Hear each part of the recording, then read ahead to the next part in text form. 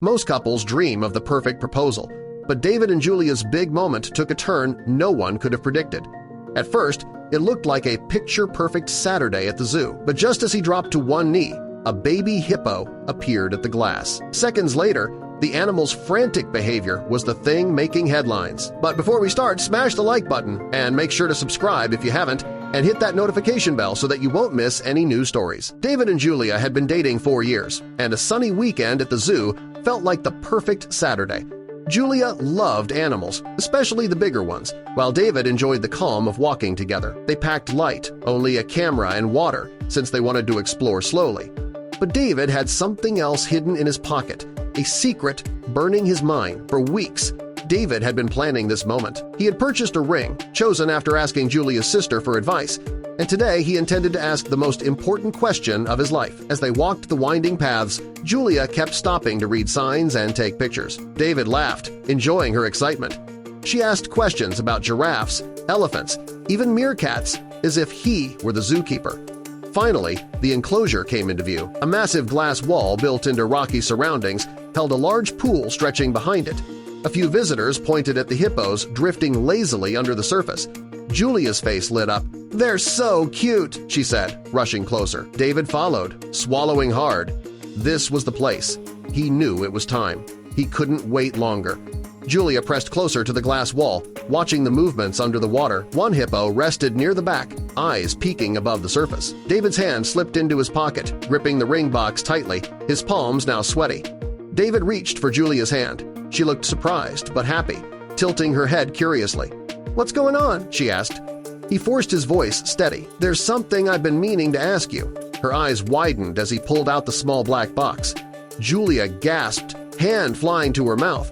Slowly, David lowered himself onto one knee. David looked up at her, heart pounding, and said the words he had practiced countless times. "Julia, will you marry me?"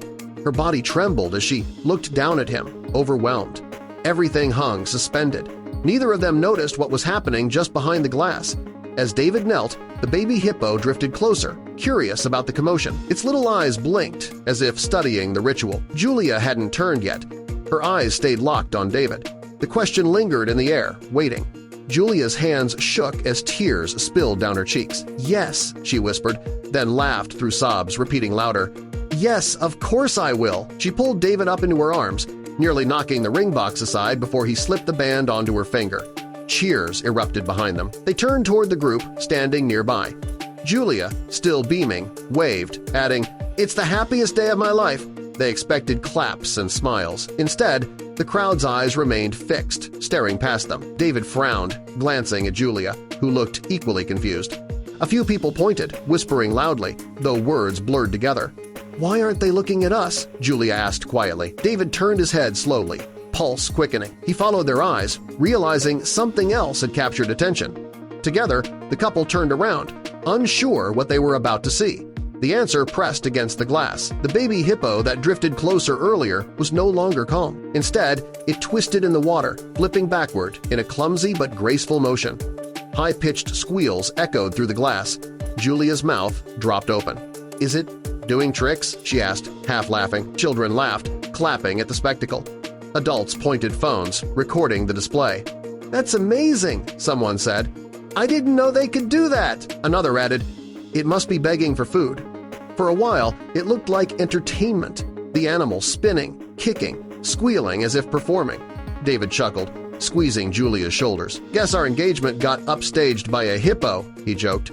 More people joined, clapping and cheering as the hippo repeated acrobatics. The sound of laughter mixed with squeals as the animal rolled again, splashing hard against the glass. Julia found herself clapping too, unable to resist the joy. Our story just went from proposal to circus act. But the performance didn't stop. Minute after minute, the baby hippo repeated the flips. Its squeals grew louder. Echoing strangely, laughter faded. Phones were lowered, and guests began drifting away. David lowered his phone. "Guess the show's over." But Julia stayed focused on the hippo, which continued twisting restlessly. "It hasn't stopped once. This isn't just for attention." Her voice had a tremor. David's expression changed. The hippo squealed again, flipping hard enough to ripple the water. "You think it's trying to say something?"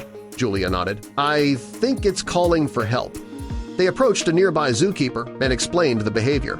At first skeptical, the man agreed to see for himself. He called a colleague. The two zookeepers spoke in hushed tones, their faces tight with concern. Eventually, they returned and asked Julia and David to walk with them. "We have to go inside," one said. Julia and David agreed, surprised by how seriously the staff were taking the matter. Then came an unexpected request. The zookeeper asked Julia directly if she'd be willing to help inside the enclosure. "The baby hippo gravitates toward you. It was an unusual appeal. If we want to understand what's happening, we need to keep this connection going," he said. "Are you willing to interact with the hippo up close?" Julia was stunned. Moments ago, she was a bride-to-be. Now, she was being asked to step into a hippo enclosure. She turned to David. He encouraged her. After a pause, she agreed on the condition that David join her. The team reviewed the plan, then led them around to the enclosure entrance. The heavy gate opened. The hippo spotted them instantly and squealed as if relieved.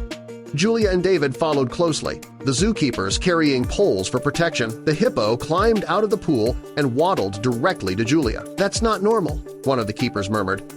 Baby hippos rarely approach strangers, especially with their mother nearby. Where was her mother? Tension grew as Julia, David, and the zookeepers scanned the enclosure. "Maybe she's behind the rocks," Julia suggested. They moved further in, staying alert. The calf stuck close to Julia, whining with each step, pulling at her heart. The enclosure was large, scattered with boulders, pools, and shaded corners. The zookeepers led the search, checking the common resting areas. Nothing stood out. Julia noticed something. The baby seemed to be leading them, pausing every few meters to look back and squeal. "It wants us to follow." David hesitated, but soon recognized the pattern too. The zookeepers watched cautiously but didn't interfere. The zookeepers examined the area but saw nothing at first. "Behind the laurel bush," she said. The foliage, dense and about 6 feet tall, stood in the corner of the enclosure. It was large enough to conceal something, and it did. A zookeeper pushed through the thick bush and disappeared momentarily. Seconds later, he reappeared, face pale. "Oh my God," he said, "there's a hole big enough for a full-grown hippo to escape through." Suddenly, everything made sense.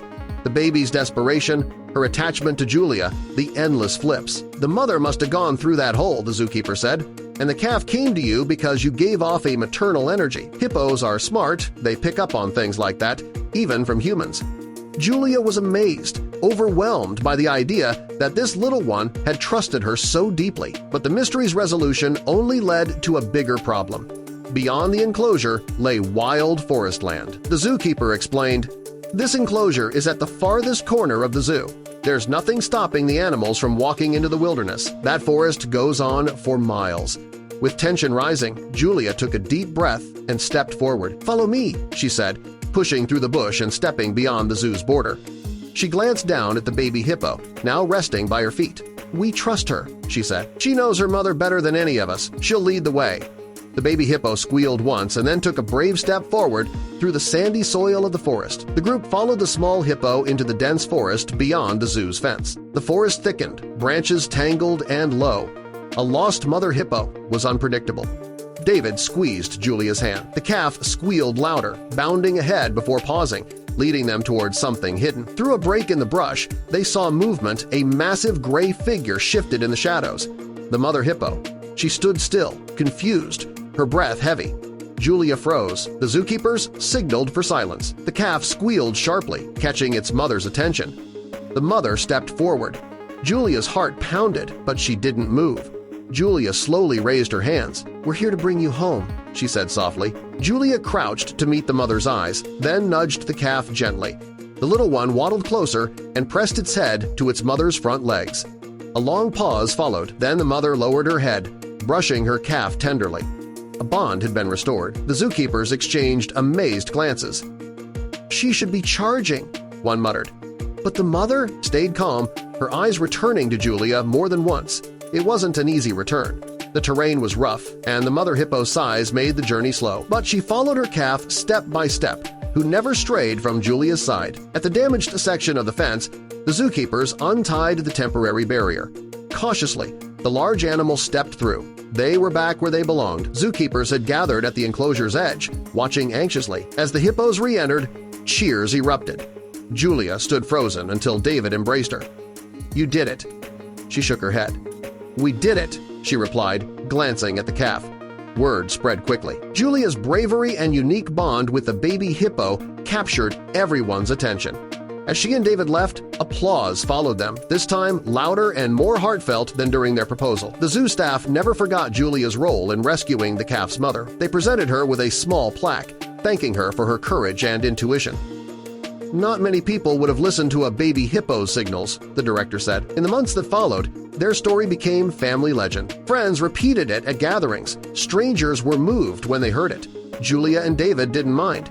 Each retelling reminded them of the trust and connection that had sparked it all. On quiet nights, they often recalled those early moments. Their marriage, like the hippo's call, had been about listening to what truly mattered. The zoo became their sacred place, a symbol of beginnings and belief. Years later, with their children in tow, Julia and David returned again. The calf, now fully grown, still turned its head when they appeared. Their kids pressed their faces to the glass, laughing at the giant creature. David wrapped an arm around Julia. "Full circle," he whispered. She smiled, heartful. Life, love, and the hippo forever bound in their story.